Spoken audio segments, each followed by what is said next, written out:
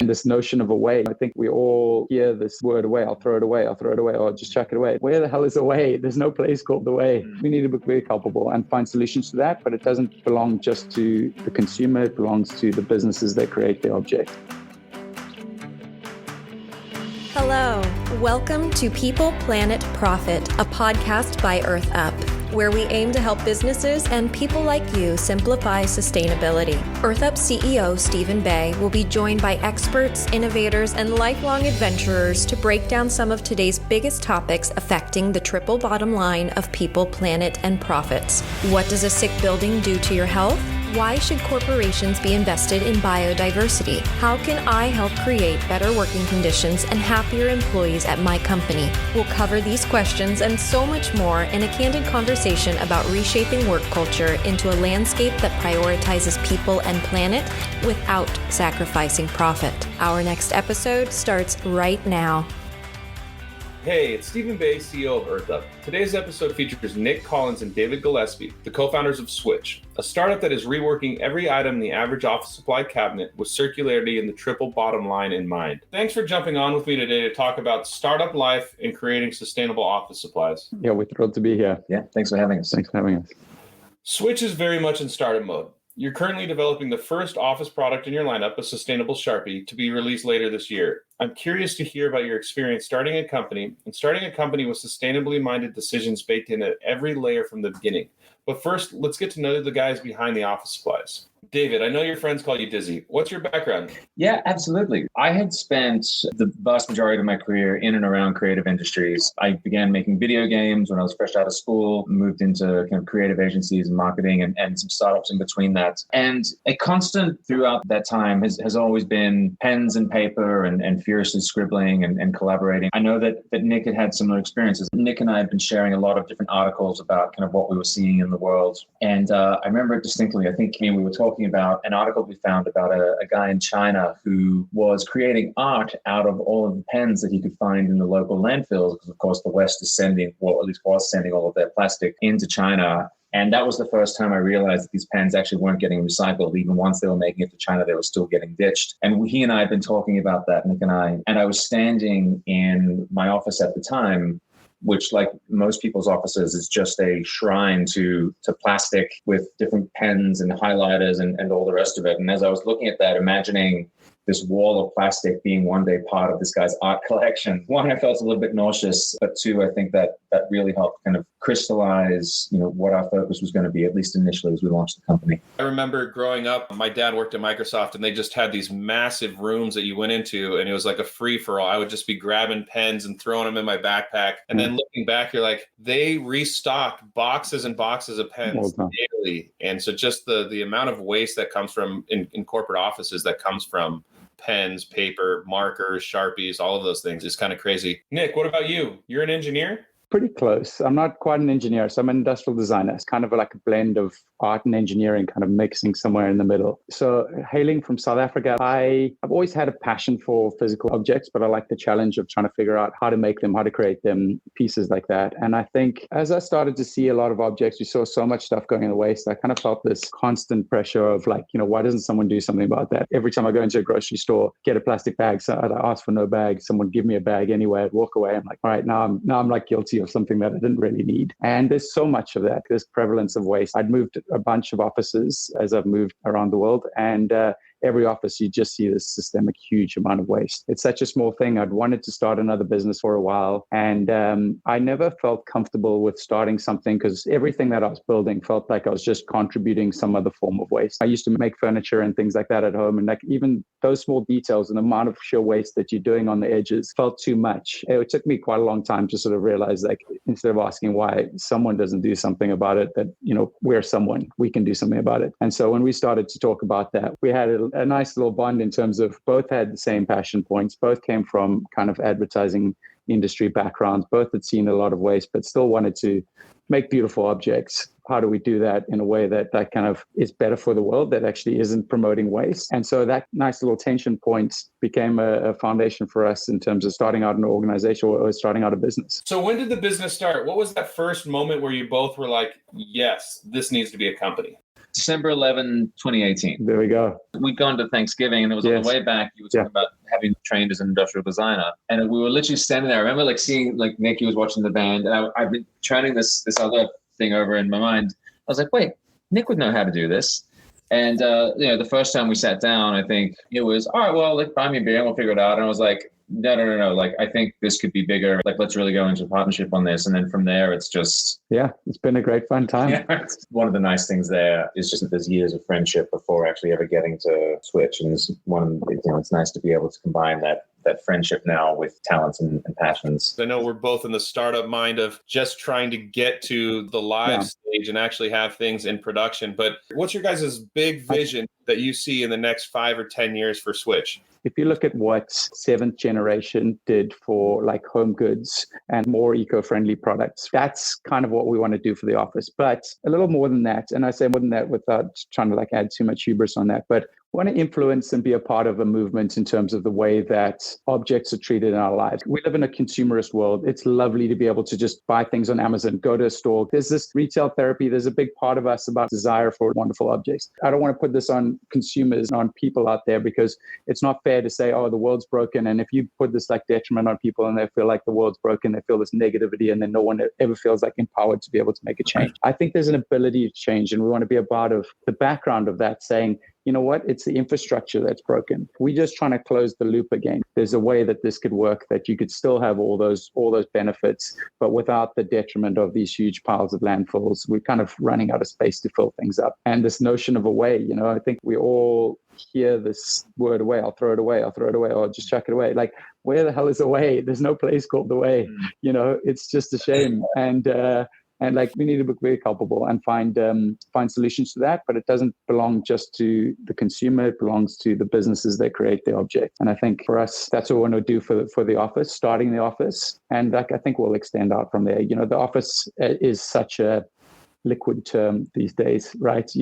We're sitting at home and we're in our office right now. And so perception of office also changes. I think the core thing to what we're doing with Switch is promoting reuse rather than recycle, understanding that recycling is well intended, but kind of the worst good solution that we have, because it still requires a lot of resources and still requires us to take those materials and turn them into something else. Ultimately, what we want to be known for is the company, might be a little bit grand, but certainly one of the companies that is changing the way consumers think about that, changing them into a mindset of reuse and helping them not only find products, but reuse products that have that built in. Like you guys said, away used to be China. We're we're recycling this because we're sending it to China, when we had no idea what they were doing with that in China. At least somebody was making art with all those used pens.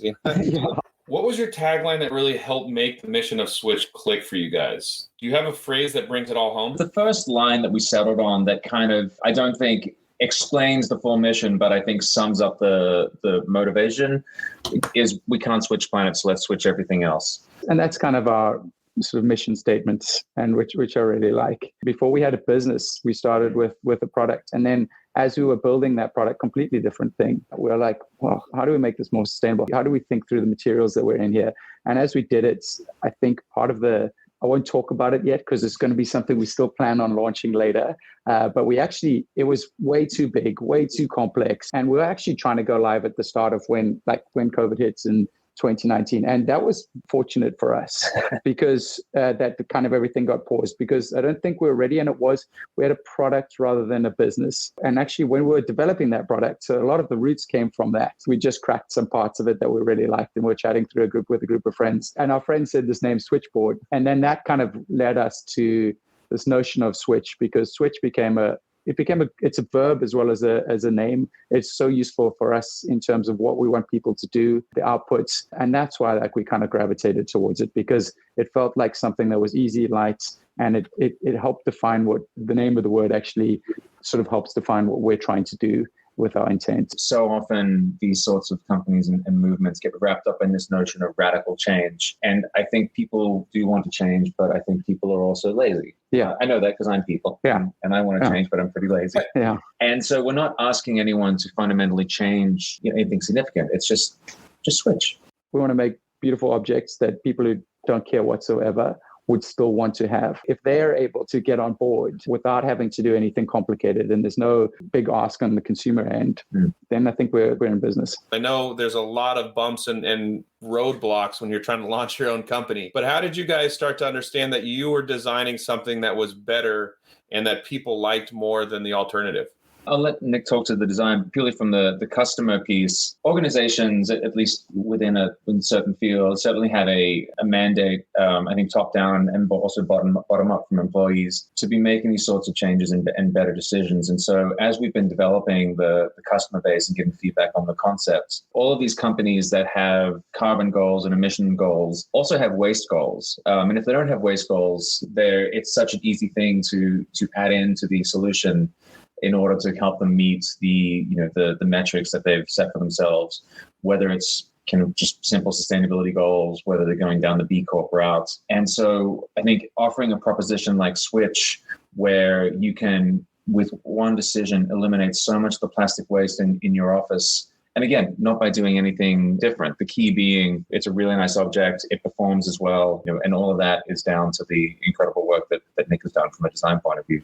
So it's definitely team effort. This is all down to branding for me. How do you make people want this, right? In terms of us, like back to the question was around like the brand itself. What we've done is we've developed a couple of different look and feels, and we've just tested those out through a small network of friends. We're trying to do as much rigor as we can with testing everything before we actually go to market in small batches, just getting as much feedback as we possibly can. And you've always got to take feedback with a pinch of salt, because there's a certain point where everyone's got an opinion and everyone's opinion is going to be different. You get any 6 people in a room and everyone's going to have a different thing, and collectively or eventually come to some sort of consensus and agree on something, but then bring a new group in and it'll be slightly different. So you kind of just get the best of that and roll with it. You got to pick your North Star and just keep heading that direction and use the feedback to kind of support. What are some of the other things that you guys have seen that you're like, ooh, I didn't see this coming. This turns out to be a bigger challenge than I was ready for. How long do you have? Where to start? Ink. Jesus, sorry, forgive me. Ink, never had the faintest idea. It's like any rabbit hole that you go down, any new industry that you get into. We had no idea how complicated ink was. We're learning about like the particle density of the nibs to transfer the ink through. We're learning about like capillary action, that the right amount of air that you've got in there, like surface tensions between different parts connecting it together, making sure that there's seals, but then also that those seals don't become too tight that then pieces come apart. And then I think for us, the biggest piece is now we want to make all our parts with material that's once been used. Trying to find that material and source that material and get that. That's huge. We're trying to make everything made in the USA. So we made local, so we don't have big transports and big things like that also add to the environmental footprint that we're just starting with. And trying to get all those things in one place and then get all the parts together and the sourcing, like every little detail becomes so much harder. Because you're like, okay, cool, we need to get this material here. And then we spend like weeks and weeks just trying to find suppliers that can actually get us the material that actually ladders up to that specification. It's complicated. We were texting just last night about finding a reliable supply for recycled aluminum. That was one of the decisions Nic made early on, and it was a brilliant one, just because of if it does need to be recycled one day, and I've learned all of this from him, it can be recycled 100 times with no loss in quality. And it was probably better that it had stayed in the earth, but given it's out, let's make the most of that. Also uses 5% of the energy that virgin aluminum uses. So all that's great. But as you said, just finding a steady supply of that we can use in the manufacturing processes we have has been an absolute headache. So there are all these things that we want to stick to this because, as Nic has said, like it's important to make it with as many, if not entirely reused materials as possible. You start to see why other people haven't tackled this problem too, huh?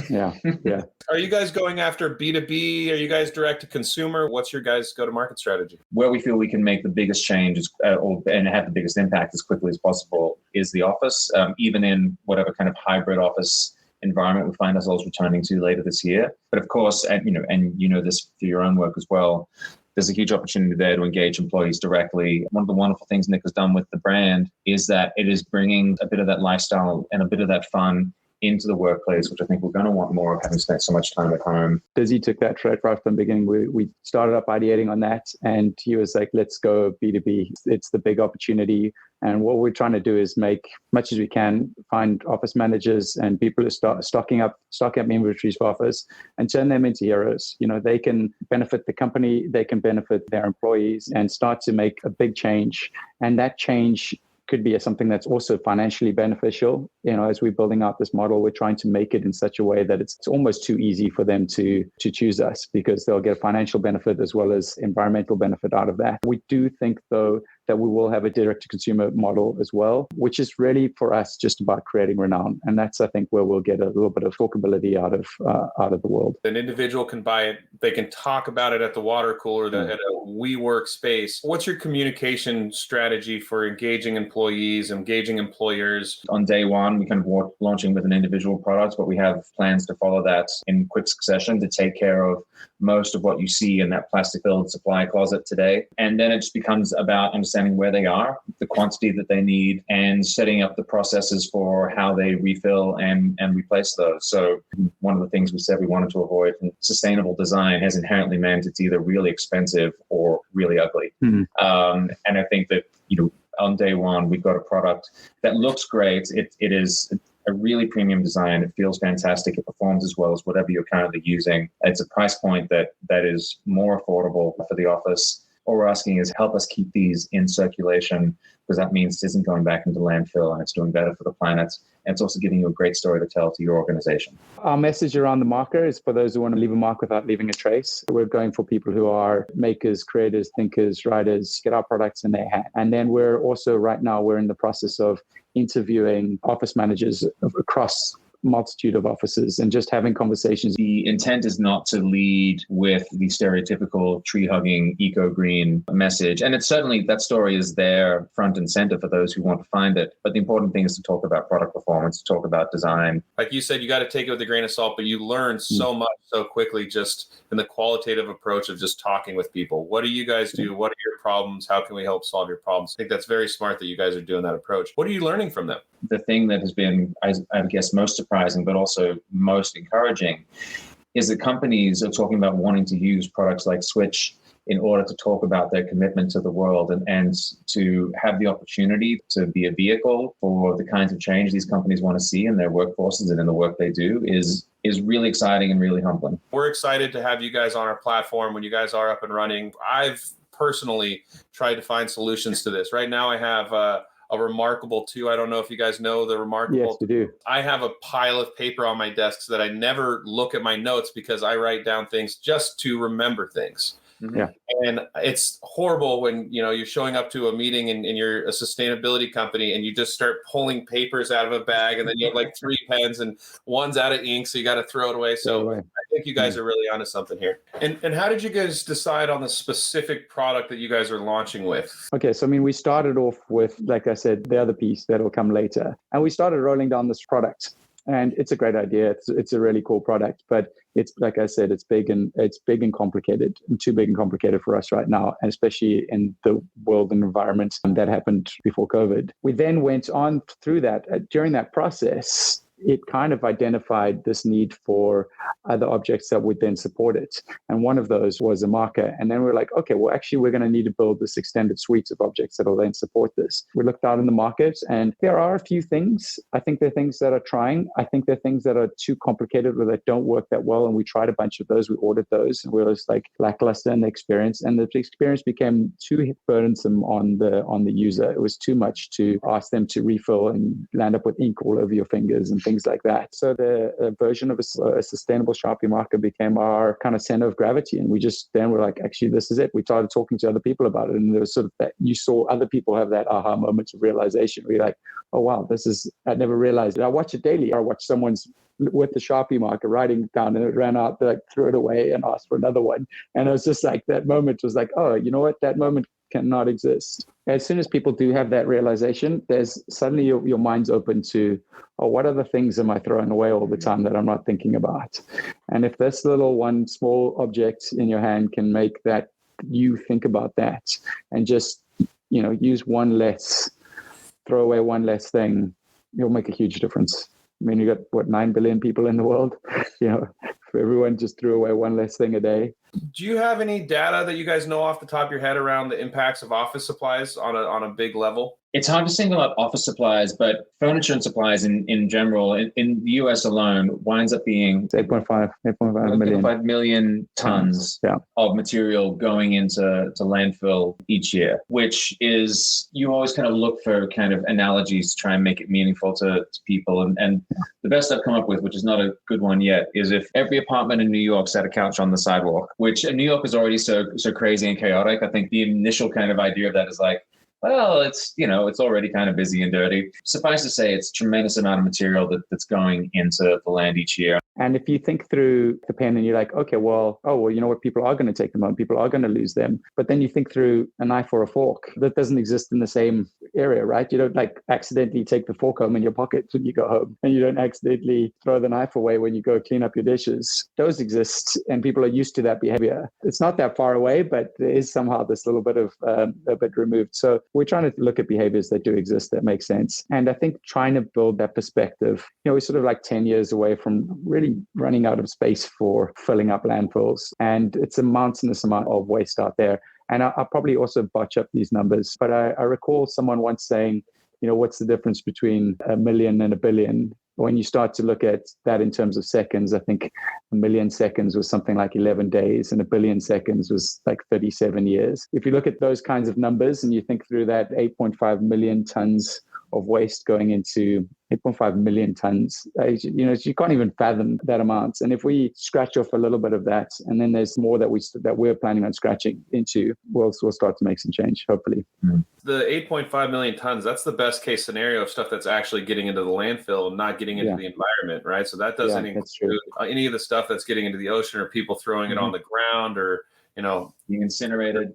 Incinerated. There's a bunch of, a lot of places they still burn a lot of that stuff too. So for you guys have probably thought about this a lot. What makes a truly sustainable product? It's sustainable. Don't make one. Nothing. The most.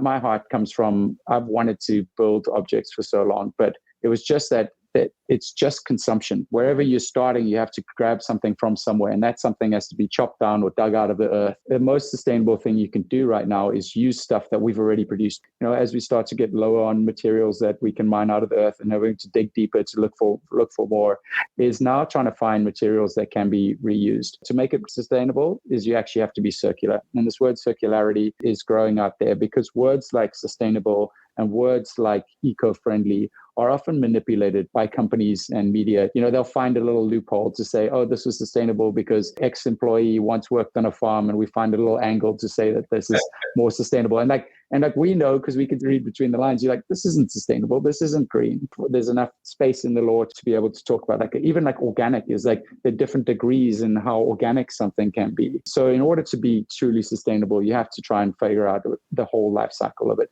If you can start an object that's built from things that existed in the past, you're not mining anything new, you're not cutting down anything new. That's the greatest place that you can start. But then the ultimate place is you've got to consider what happens at the end. As it gets to a consumer, they're reusing it as many times as they possibly can. And that stays in that little circle. And then when there's an ultimate end, because everything does perish and fall apart at the end, we're considering, where does that go afterwards? That's why we're trying to use aluminum. Ultimately, there's still going to be a carbon cost to repurposing that. And there's going to be a cost to the transport that exists in there.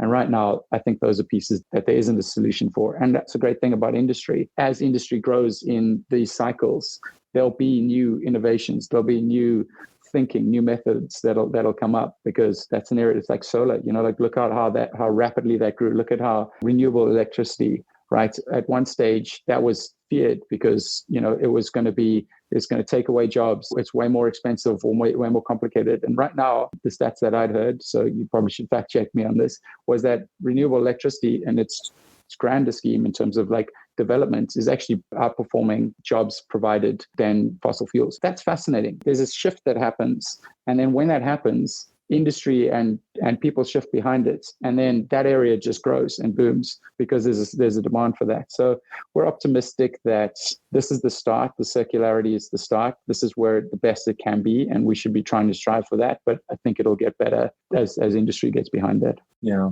there's one thing that Nic said that I just want to echo, which is he talked about considering how these objects get reused at the end of their lives. And I think the key difference with Switch is we're not just considering how that happens, we're taking responsibility for how that happens. And I think that's going to be the key shift that we see. Companies have, as we talked about before, have kind of been willing to trade some money for kind of getting this problem off their hands. And sure, it's these products have a certain shelf life, but after that, it's up to the consumer to figure out what to do with them. And I think that not just it's the right thing to do, but I believe that business is going to shift to it being the only thing to do, which is companies that produce objects being responsible for how they are reclaimed and reused. And so I kind of see Switch just as being a company that's getting out ahead of that. You look at what Apple is doing, where one of the ways they're meeting their sustainability goals is by starting to remove some of the things that they ship there. You normally get a plug for the wall with your iPhone, which is absurd for a $1,200 item that you're not giving me the ability to charge. And, and they're doing so much, and it's hard to kind of, sit here and throw stones at a company that is making a lot of progress. However, it's still kind of not enough because it's still not their problem yet, and it needs to be, which requires a wholesale reimagining of business models and operations. But we believe that world is coming. We're getting out in front of it. There's more man-made objects on Earth than organic objects on Earth now. Wow.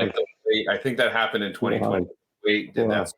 Your point of what a sustainable product actually means is reusing what has already been made. When do you guys think, I know this is just your opinion, but when do you guys think that's going to be something that companies live and breathe? Because I personally think that if you actually want to be more profitable, you can do that through taking onus of that end of life.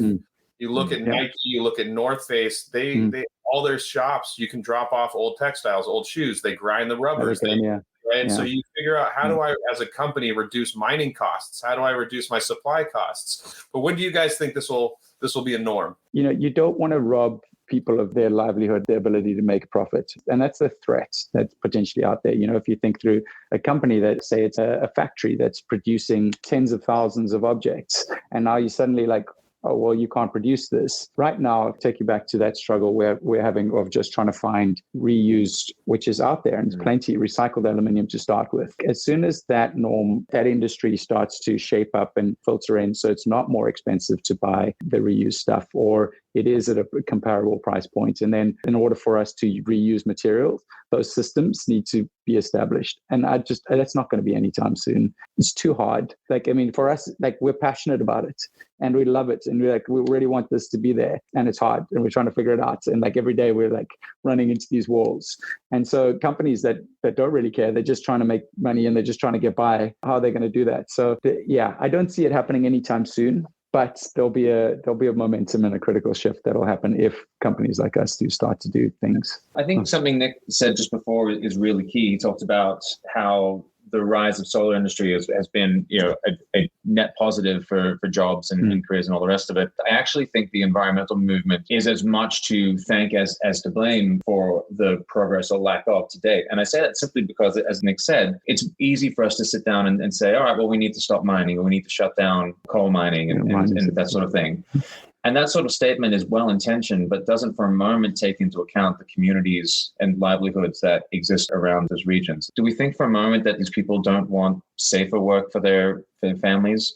Do we think that they don't want cleaner air? Do we think they don't want cleaner water? If you're giving people a choice between being on the unemployment line or being able to provide for their families, it's a no-brainer. Of course I'm going to provide for my families. And I think a big part of what we need to do is, as Nic talked about with the rise of solar, is talk about how these sorts of changes are going to unleash innovation and unleash opportunity for people to have different kinds of work, still look after their families, and actually be able to improve their communities and environments around them. It's just that when we go out and say, well, it's terrible and we should shut it down, people that are currently relying on those industries to survive are ignoring us. And of course they're ignoring us. So I think we've got to get smarter about how we message it and how we talk about the opportunities that are in front of us. I remember going into my first jobs and remember what my dad was saying, like things like, oh, that's just the way the world is. That's just business.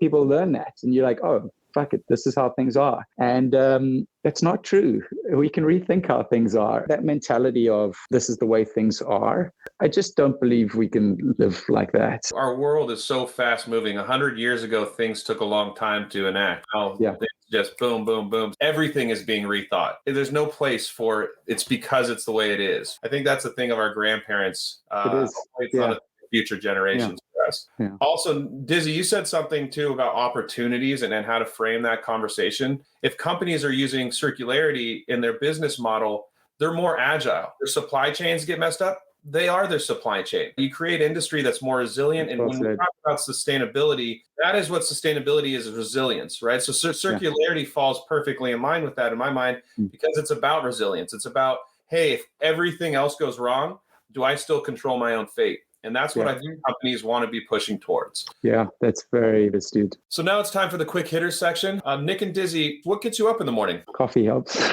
The alarm. Legit alarm. Yeah. I've got a day job, which is a good job. I get a good salary. I'm happy, but this is the stuff that drives me. I want to, like making cool shit that people want, that's actually sustainable, that makes a difference. It's something that we both want to be our lives. And that's something worth getting up every day for. I come from a long line of night owls. And so the morning is something I experience under great duress. What's your guys' favorite breakfast beverage? I'm trying to wean off of coffee and doing matcha, which I hate, to be honest. Is there any books that you guys recommend on circularity or just in general? Cradle to Cradle, wonderful. I read that book called Originals quite recently, and that was also very neat. Like just inspiring, because they tell some origin stories of our businesses starting things and how a lot of misconceptions out there about where things start, and this idea that you have to quit your job and start from home and like burn everything and live in a garage. Actually, statistically, that's not the majority of the successful businesses starting origins. I think along those lines as well, not a book on sustainability, but just a great book for anyone, whether you're a songwriter or an entrepreneur, is Stephen Pressfield's The War of Art. He just talks about the ability to persevere. He has this notion of the resistance, and the resistance is all those thoughts that you have in your mind, both, oh, this will never work, you shouldn't try, and also, oh, I said I'd do that today, but my friends are at the pub, so, I'll do it tomorrow. Yeah. And he talks about how the resistance is a powerful force that is just trying to stop you from doing the work that you're doing. What's one thing that you recommend people can do in their daily routine that's actually relatively eco-friendly or might drive that awareness moment? Just say no plastic bag. You pick up a glass with a hand, you carry a mug with one hand, but you'll walk out of a store with an object in a bag because you're used to this perception of having a bag. And like, I know the bags also for probably most of this audience is an old story, but it's a small change. Washing your clothes in cold water. You don't need hot water. You don't need it. Yeah, that's a good shot. I mean, that's nice in the shower. Yeah. Is there any new technology or product? Is there anything that you guys think that's coming online that's pretty cool? I think there's been a slew of products around personal care, like refillable deodorants, the tablets, toothpastes. Those are all nice initiatives. I think you guys work with Drops. There's a similar company called Blue Land, and I ordered a pack from them, and their dishwashing soap is just powder. Yeah. And I remember looking at that, and similar to we were talking before, where once you see the amount of waste that is in the plastic pans that are in your home, you can't unsee it. I remember pulling it out of the bag and thinking, oh, of course, I have a steady supply of water in my house. Yeah.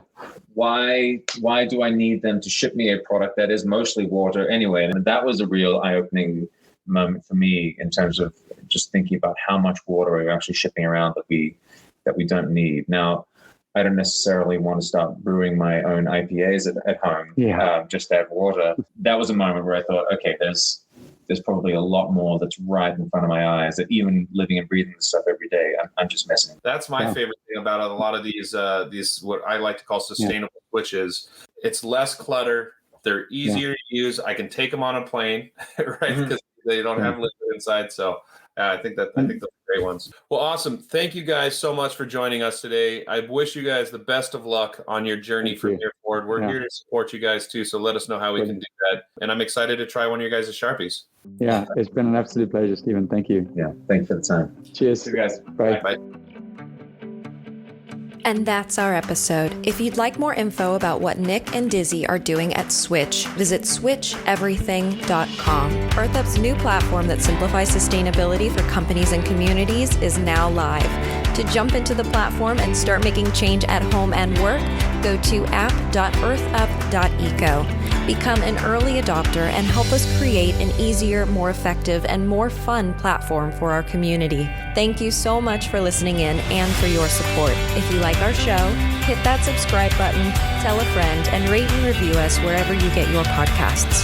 Your support helps us reach a wider audience, so thank you. To learn more about EarthUp and our journey to simplifying sustainability, visit earthup.eco and follow EarthUp on LinkedIn.